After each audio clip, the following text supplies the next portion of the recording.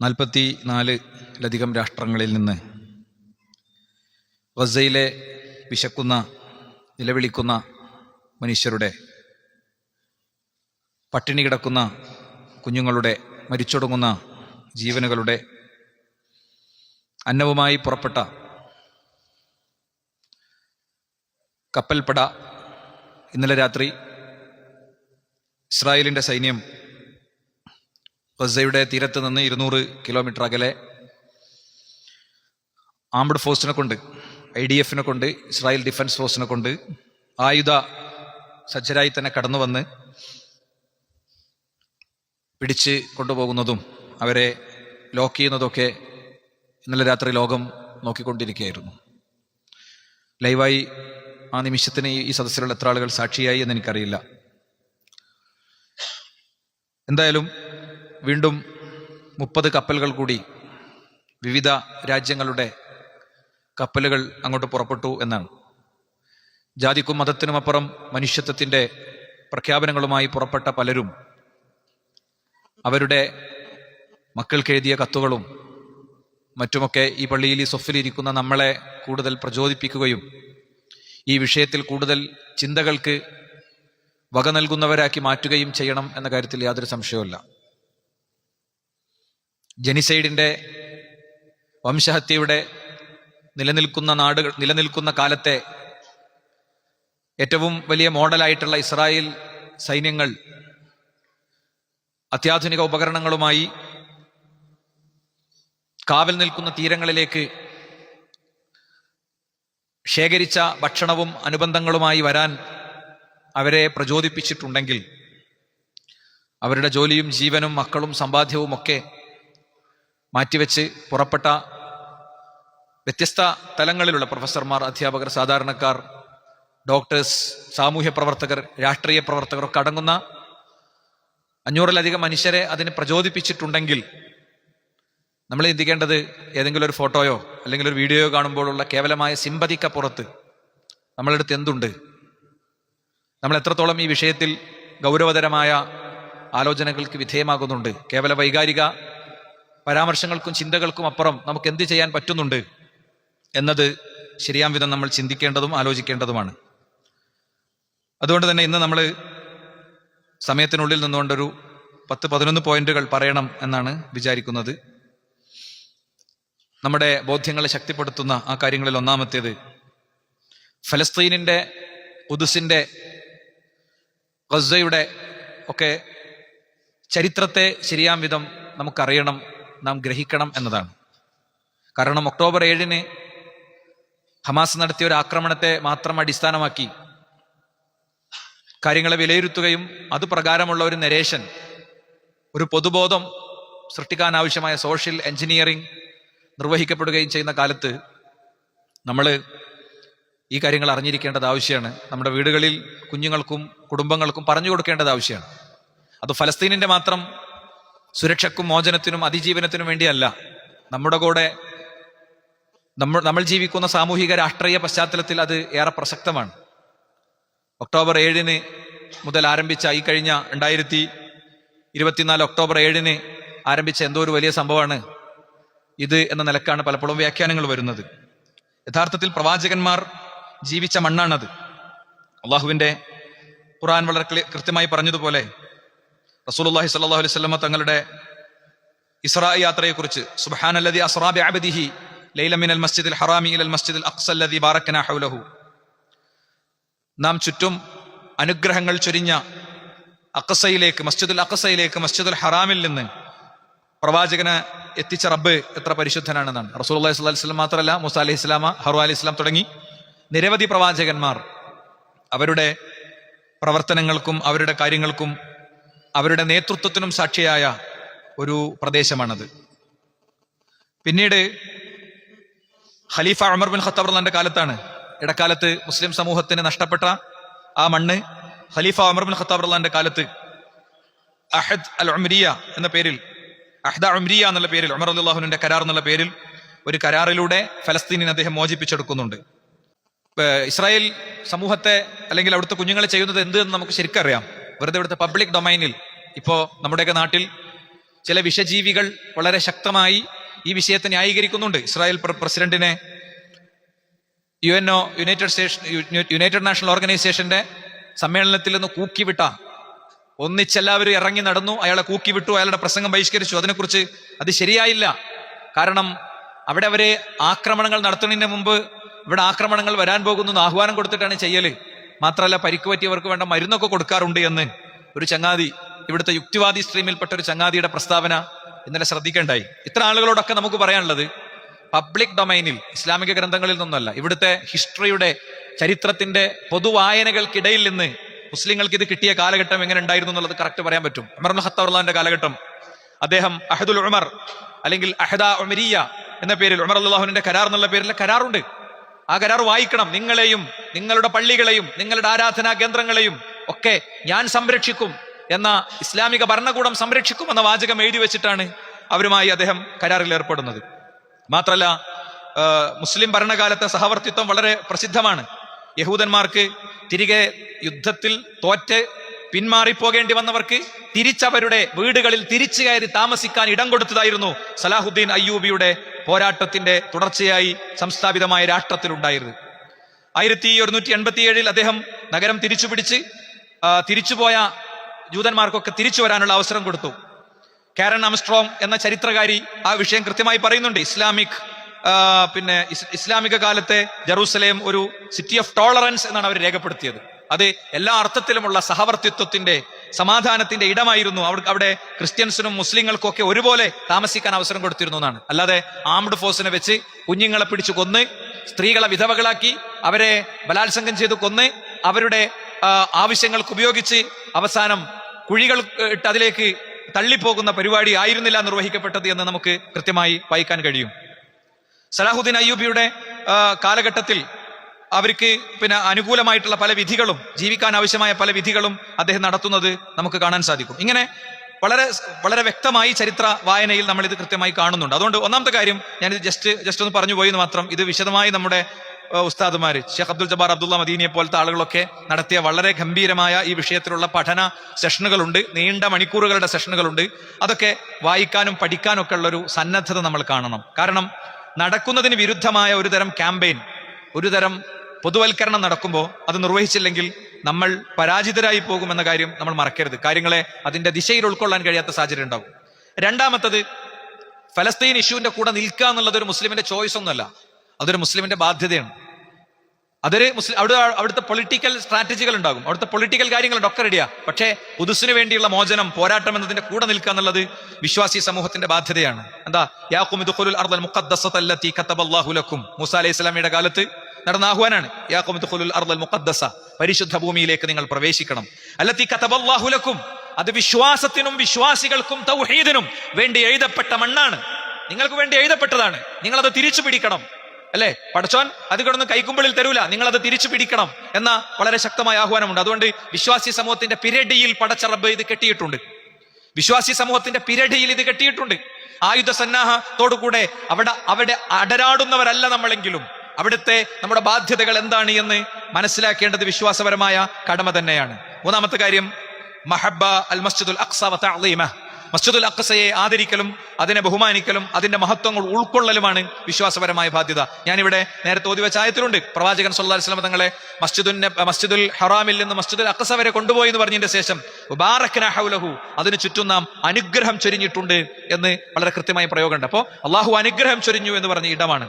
മാത്രല്ല അൽ അർദുൽ മുബാറക, പരിശുദ്ധമാക്കപ്പെട്ട മണ്ണ് എന്ന് പറഞ്ഞിട്ടുണ്ട്. വനജ്ജൈനാഹു വലൂതൻ ഇലൽ അർളില്ലതി ബാറക്നാ ഫീഹാ ലിൽ ആലമീൻ, ലോകർക്കു വേണ്ടി നാം അനുഗ്രഹം ചൊരിഞ്ഞ ആ മണ്ണിലേക്ക് ലൂത്ത് അലൈഹിസ്സലാമയെ നാം രക്ഷപ്പെടുത്തുകയുണ്ടായി. ലൂത്ത് അലൈഹിസ്സലാമയുടെ ജനതയെ പടച്ചോൻ ഇല്ലാതെയാക്കിയപ്പോ അവരെ ഒന്നടങ്കം ഇങ്ങനെ കോരിയെടുത്തിട്ട് ജിബ്രീൽ തന്റെ ചിറകിൽ ഇങ്ങനെ കോരിയിട്ട് മലർത്തി അടിച്ചു എന്നാണ് ചരിത്രം. അങ്ങനത്തെ ഒരു സംഭവം നടക്കുമ്പോ ലൂത്ത് അലൈഹി ഇസ്ലാമിയോട് രക്ഷപ്പെടാൻ പറഞ്ഞ മണ്ണായിരുന്നു ഇത്. അദ്ദേഹം രക്ഷപ്പെട്ടു വന്നതായിരുന്നു. അത് ലിൽ ആലമീൻ, മൊത്തം ലോകർക്ക് ബർക്കത്തുള്ള ഒരു ഇടമാണത് എന്നാണ്. മാത്രമല്ല ഇത് മൂസ അലൈഹി ഇസ്ലാമിയുടെ കാര്യം പറഞ്ഞപ്പോഴും എന്താണ് അദ്ദേഹത്തോട് പറയാൻ പറഞ്ഞല്ലോ, ഉദ്ഖുലുൽ അർദൽ മുഖദ്ദസ, പരിശുദ്ധമായ മണ്ണിൽ നിങ്ങൾ പ്രവേശിക്കുക എന്ന് പറഞ്ഞല്ലോ. ആ നിലക്കും ഇത് മഹത്തരമായൊരു ഇടമാണ്. അതോടൊപ്പം നമുക്ക് പറയാൻ പറ്റുന്ന മറ്റൊരു കാര്യം, 3 പള്ളികളിലേക്ക് മാത്രമേ പുണ്യം പ്രതീക്ഷിച്ചുള്ള യാത്ര പറ്റുള്ളൂ. പുണ്യം പ്രതീക്ഷിച്ച് പുണ്യം ലക്ഷ്യം വെച്ച് കൊണ്ടുള്ള പ്രത്യേകമായ സിയാറത്ത് 3 പള്ളികളിലേക്ക് പറ്റുള്ളൂ. ഏതാ? ലാ തുശദ്ദുർ റിഹാൽ ഇല്ലാ ഇലാ സലാസതി മസാജിദ. 3 പള്ളികളിലേക്ക് മാത്രമേ നിങ്ങൾ പുണ്യം പ്രതീക്ഷിച്ചുള്ള യാത്രകൾ പറ്റുള്ളൂ. അവിടെ പോയി നിസ്കരിക്കട്ടെ, അവിടെ പോയി ഇബാദത്ത് എടുക്കട്ടെ, അവിടെ പോയി കുറച്ചേരം ഇരിക്കട്ടെ, അങ്ങനെ ഉണ്ടല്ലോ.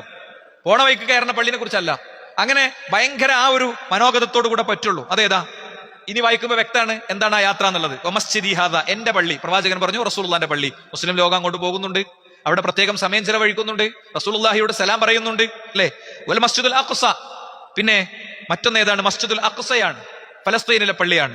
വൽ മസ്ജിദുൽ ഹറാം, മസ്ജിദുൽ ഹറാമാണ് മറ്റൊന്ന് എന്നാണ്. അവിടുത്തെ നിസ്കാരത്തിന്റെ മഹത്വം എന്താ? ഫദ്ലു സ്വലാത്തി ഫിൽ മസ്ജിദുൽ ഹറാം. മസ്ജിദുൽ ഹറാമിൽ 2 റക്അത്ത് നിസ്കരിച്ചാൽ, അല്ലെ 1 റക്അത്ത് നിസ്കരിച്ചാൽ എന്താ?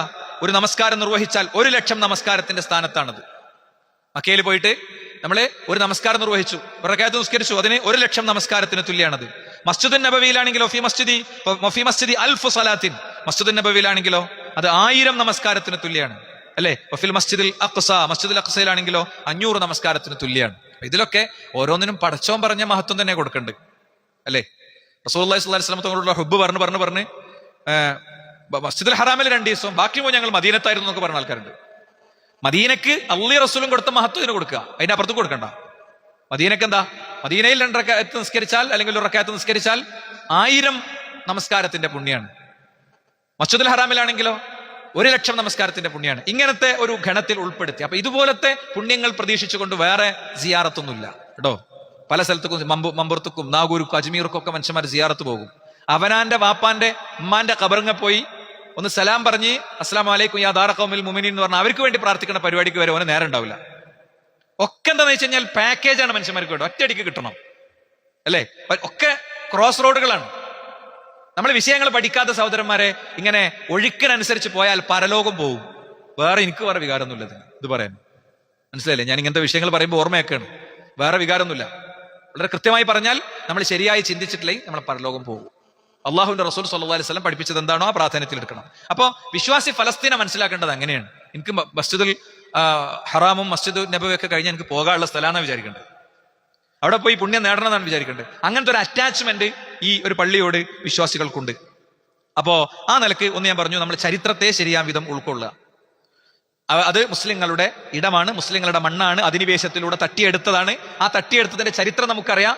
തട്ടിയെടുക്കപ്പെട്ട് തിരിച്ചു പിടിച്ചപ്പോഴൊക്കെ പകരം ചോദിക്കാനും പകരം വീട്ടാനും ജനിസൈഡുകൾക്കും അല്ല ശ്രമിച്ചത്. ജൂതന്മാർ എത്ര ആളുണ്ടായിരുന്നത് ചരിത്രത്തിൽ അവർ എണ്ണുണ്ട്. ആ ചരിത്രത്തിലുള്ള അവരെ ഒരു വംശഹത്യക്ക് ഇസ്ലാമിക സമൂഹം വിധേയമാക്കിയിട്ടുണ്ടായിരുന്നെങ്കിൽ അവരിന്നില്ല, ആ മതം തന്നെ ലോകത്തില്ല, അല്ലെ? ആ മതം തന്നെ ലോകത്തില്ല. എങ്കിൽ ആലോചിച്ച് നോക്കുങ്ങള്, അവരെ ആ നാട് വിട്ടുപോയവർക്ക് വീണ്ടും അവിടെ വന്ന് താമസിക്കാൻ ഇടം കൊടുത്ത്, വീണ്ടും അവിടെ താമസിക്കാൻ ഇടം കൊടുത്ത് അവർ നിങ്ങൾ പോയിക്കോ, നിങ്ങളെ വിശ്വാസം പുറത്തെടുക്കാൻ പറ്റില്ല എന്നല്ല പറഞ്ഞത്. മഹാനായ ഉമർ ഖത്താബിന്റെ കരാറ് പത്രം ഉണ്ട്, വല്ലാത്തൊരു കരാറ് പത്രമാണത്. എന്താ?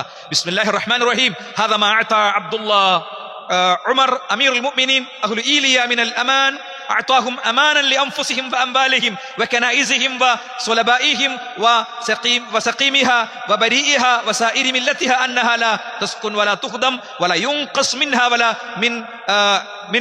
من ഹസീസിഹ എന്ന് തുടങ്ങി വളരെ കൃത്യമായി രേഖപ്പെടുത്തിയിട്ടുണ്ട്. ഓരോന്നും എന്തിനൊക്കെ സംരക്ഷണം തരും.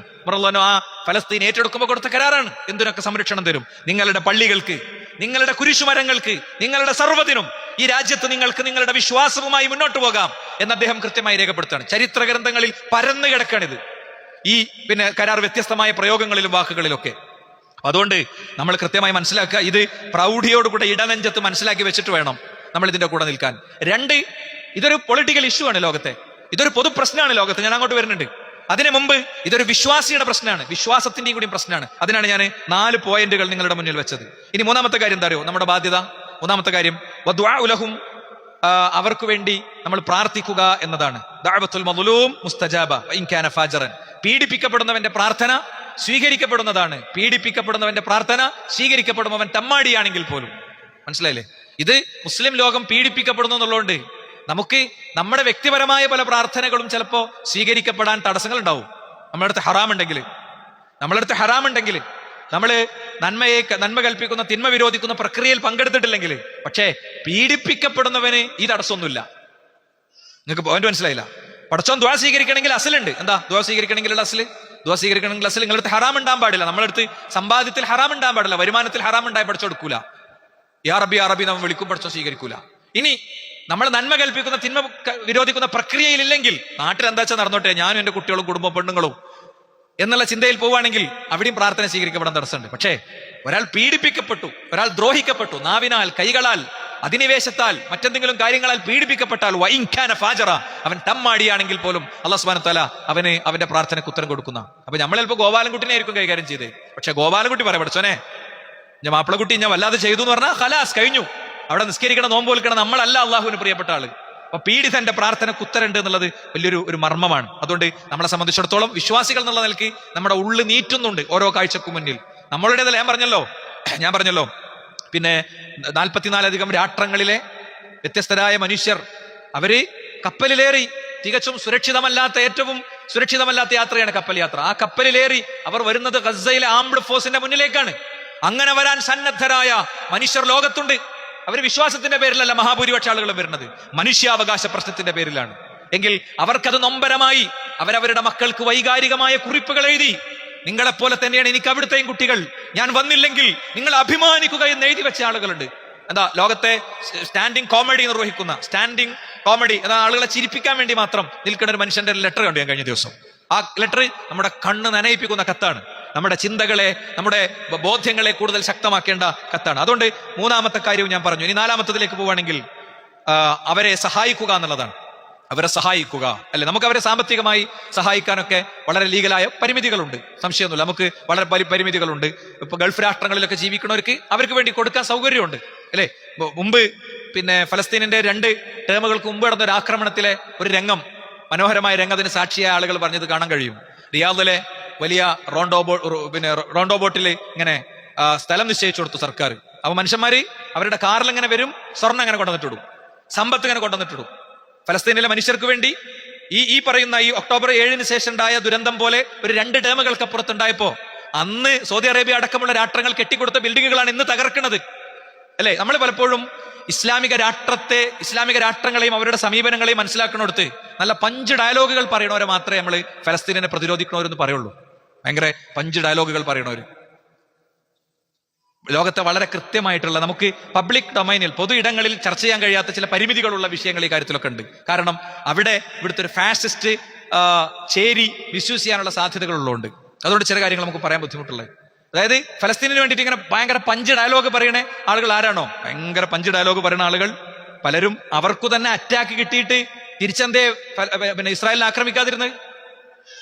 അവരുടെ മണ്ണിൽ വന്ന് ആക്രമിച്ചിട്ട് എന്തേ തിരിച്ചാക്രമിക്കാതിരുന്നത്?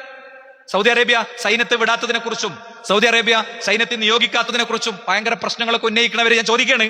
ഇറാന് വളരെ കൃത്യമായിട്ട് അവർക്ക് ഡയറക്റ്റ് അറ്റാക്ക് കിട്ടി, ഇറാന് കിട്ടി, അതേപോലെ തന്നെ ഖത്തറിനും കിട്ടി അല്ലെ. അല്ലാഹു സുബ്ഹാനഹു വ തആല ആ നാടുകളിലൊക്കെ ഉള്ള മനുഷ്യരെ സുരക്ഷിതരാക്കുമാറാകട്ടെ, ഇസ്ലാമിക രാഷ്ട്രങ്ങളെ ഏറ്റവും ശരിയായ നിലയിൽ നിൽക്കുമാറാകട്ടെ. അപ്പോ ഇസ്ലാമിലൊരു അസലുണ്ട്, അഖഫുദ് ദററൈൻ എന്ന് പറയാം. 2 പ്രതിസന്ധികൾ ഉണ്ടാകുമ്പോൾ അതിലേറ്റവും പരിമിതമായ പ്രതിസന്ധിയെ സ്വീകരിക്കുക എന്നുള്ളൊരു തത്വമുണ്ട്.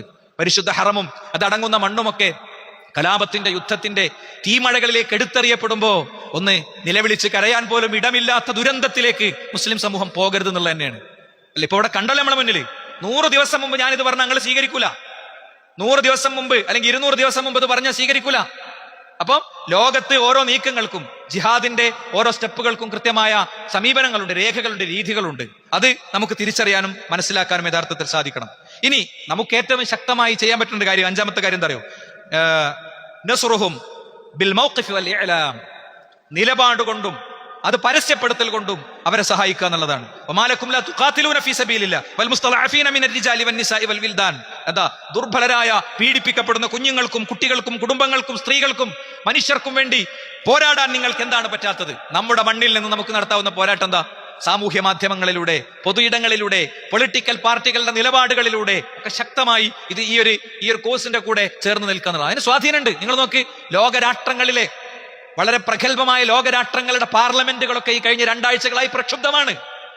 തട്ടമിട്ട സ്ത്രീകളല്ല അവിടെ സംസാരിക്കുന്നത്, ഇസ്ലാമിക സമൂഹത്തിലെ ആളുകളല്ല അവിടെ സംസാരിക്കുന്നത്. കാരണം ലോകം ലോകത്തെ മുസ്ലിങ്ങളെ ഇസ്ലാമോഫോബിയ എന്നുള്ള ഒരു രീതിയിലൂടെ ഇല്ലാതാക്കാൻ ശ്രമിക്കുമ്പോ കൂടുതൽ ഇസ്ലാമോഫോബിക്കായി മാറുന്ന കാലത്ത് നമ്മൾ നിർവഹിക്കേണ്ടത് ഇത്തരം വിഷയങ്ങൾ ഒരിക്കലും ഒരു ഇസ്ലാമിന്റെ വിഷയമായി മാത്രം ചുരുക്കുക എന്നുള്ളതല്ല. ഇതൊരു പൊതു പ്രശ്നമാണ്. പട്ടിണി കിടക്കുന്നവിടുത്തെ കുഞ്ഞുങ്ങൾ എന്നത് ലോകത്തിന്റെ ബാധ്യതയാണ്, മുസ്ലിങ്ങളെ മാത്രം ബാധ്യതയല്ല.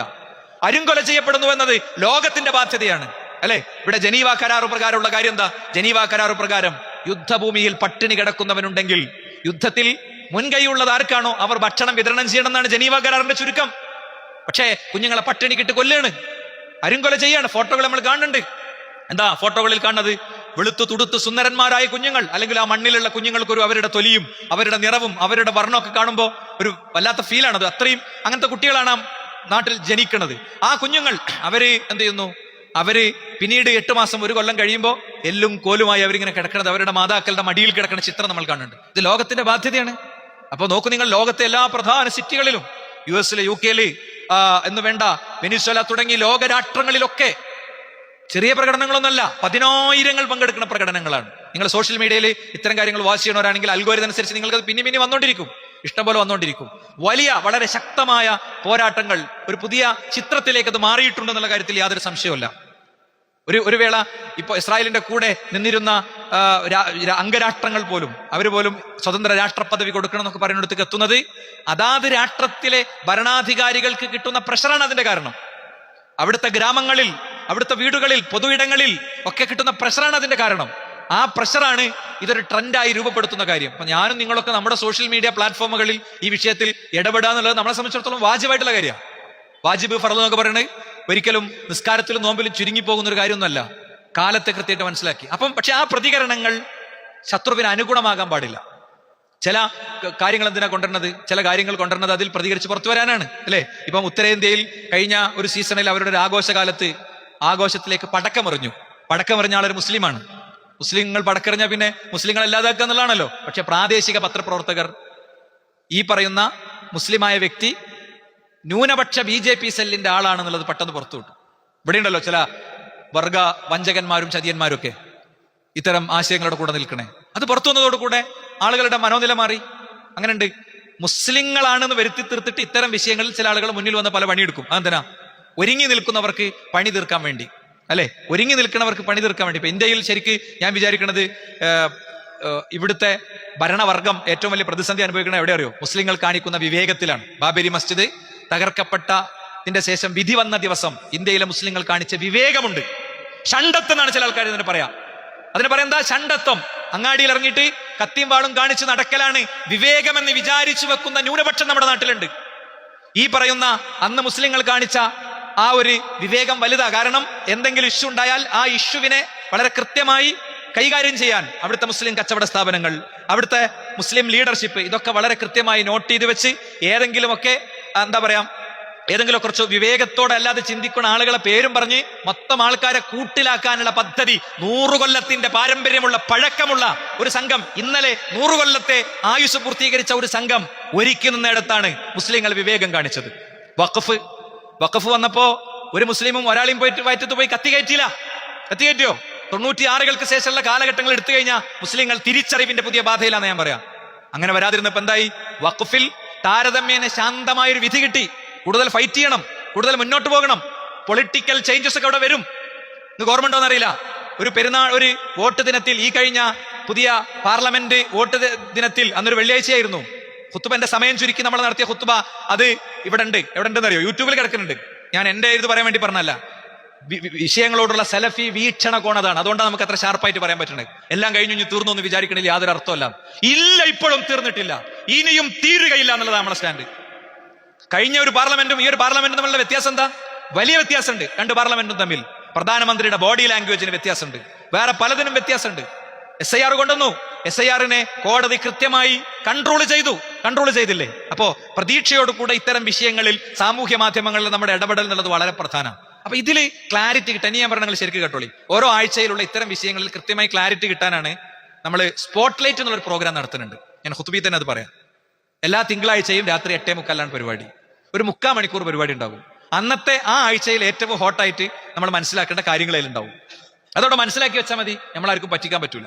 നമ്മളെ ലൈക്കും നമ്മുടെ ഷെയറും ഒന്നും പിന്നെ കൊടുക്കേണ്ടവർക്കല്ലാതെ കൊടുക്കുന്ന ഒരു സാഹചര്യം ഉണ്ടാകില്ല. അപ്പൊ ആ ഒരു തലത്തിൽ നമുക്ക് കാര്യങ്ങളെ കൈകാര്യം ചെയ്യാൻ കഴിയുക എന്നുള്ളത് ഇതിൽ ഏറ്റവും പ്രധാനപ്പെട്ട ഒരു കാര്യമാണ്.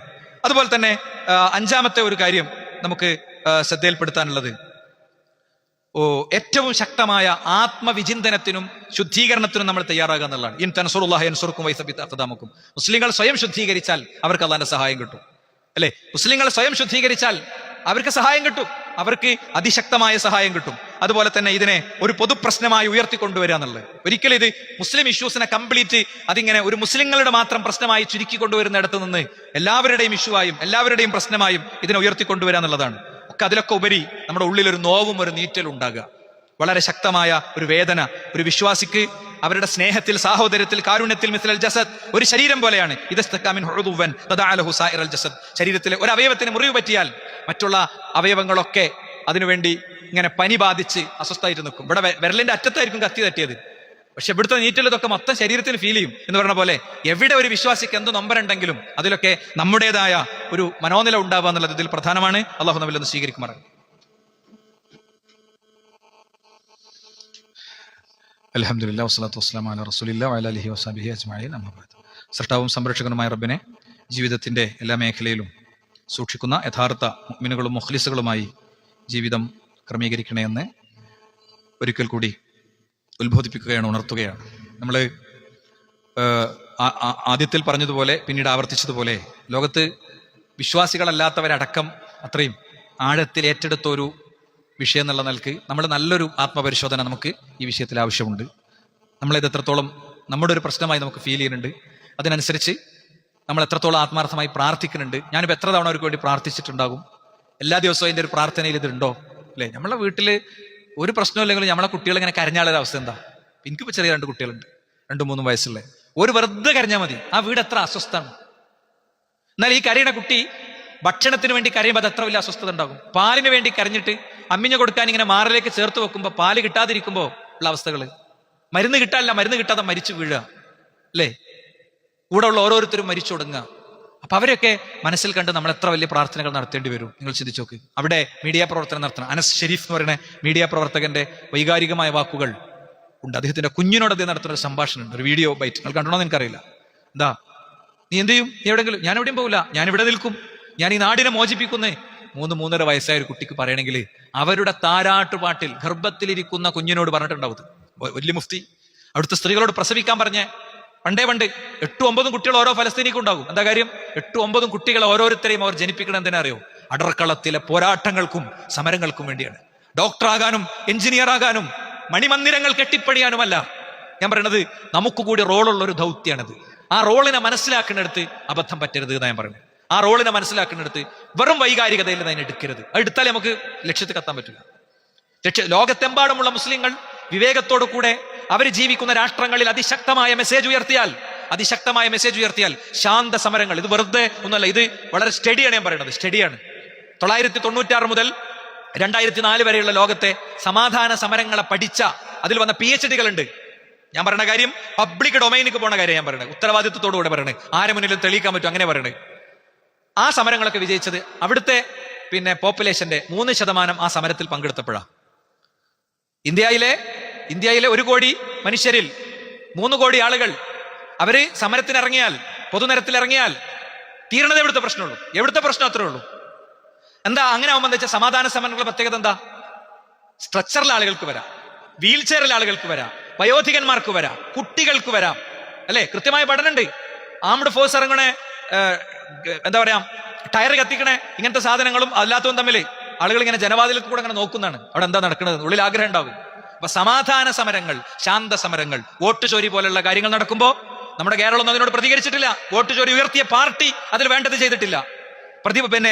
ഭരണവർഗത്തിലുള്ളവർ ചെയ്തിട്ടില്ല. എല്ലാവരും വളരെ വളരെ ലിമിറ്റഡ് ആയ പൊളിറ്റിക്കൽ പർപ്പസിലാണ് കാര്യങ്ങൾ കൈകാര്യം ചെയ്യുന്നത്. അത് മതി നമ്മുടെ രാജ്യത്തെ ട്രെൻഡ് മാറ്റാൻ. പക്ഷേ നമ്മൾ നമ്മുടെ റോള് നിർവഹിക്കണമെന്ന് മാത്രം. ഇതൊരിക്കലും ഒരു പൊളിറ്റിക്കൽ സ്റ്റേറ്റ്മെന്റ് അല്ല, ഇത് കേവലമായ ഒരു പ്രാദേശിക പൊളിറ്റിക്കൽ സ്റ്റേറ്റ്മെന്റ് അല്ല. എന്നാൽ ഇത് മൂല്യമുള്ള ഒരു പൊളിറ്റിക്കൽ സ്റ്റേറ്റ്മെന്റ് ആണ്. അത് വളരെ കൃത്യമാണ്. അതിൽ ഇടപെടേണ്ട ആത്മാർത്ഥതയോടുകൂടെ ആരും ഇടപെട്ടിട്ടില്ല. അവസരങ്ങളെ നഷ്ടപ്പെടുത്തുമ്പോൾ അത് നമുക്ക് വലിയ ബുദ്ധിമുട്ടുകൾ ഉണ്ടാക്കും.